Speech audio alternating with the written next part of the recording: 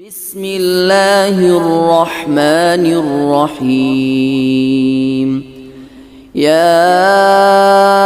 أيها المزمل قم الليل إلا قليلا نصفه أو انقص منه قليلا أو زد عليه ورتل القرآن ترتيلا إنا سنلقي عليك قولا ثقيلا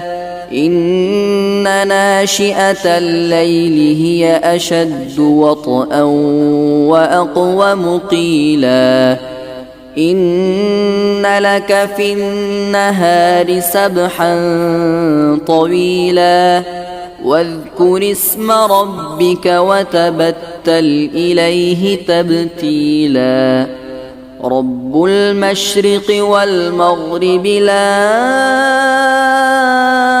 إله إلا هو فاتخذه وكيلا واصبر على ما يقولون واهجرهم هجرا جميلا وذرني والمكذبين أولي النعمة ومهلهم قليلا إن لدينا أنكالا وجحيما وطعاما ذا غصة وعذابا أليما يوم ترجف الأرض والجبال وكانت الجبال كثيبا مهيلا إنا أرسلنا إليكم رسولا شاهدا عليكم كما أرسلنا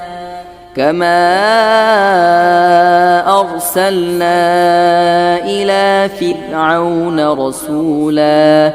فعصى فرعون الرسول فأخذناه أخذا وبيلا فكيف تتقون إن كفرتم يوما يجعل الولدان شيبا السماء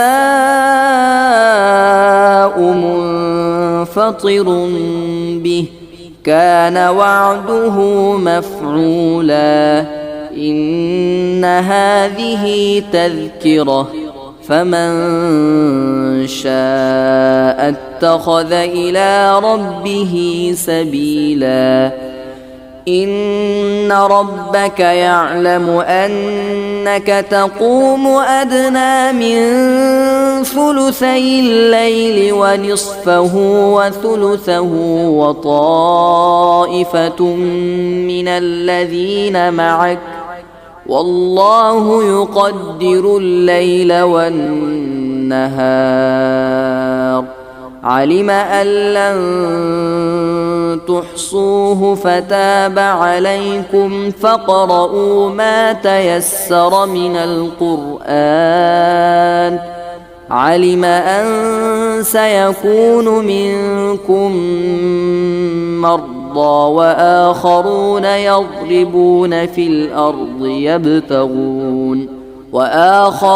يضربون في الأرض يبتغون من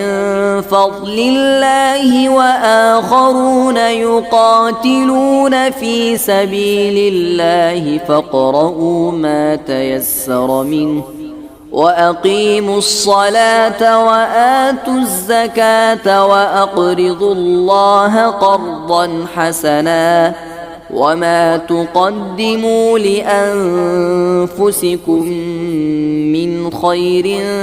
تجدوه عند الله هو خيرا وأعظم أجرا واستغفروا الله إن الله غفور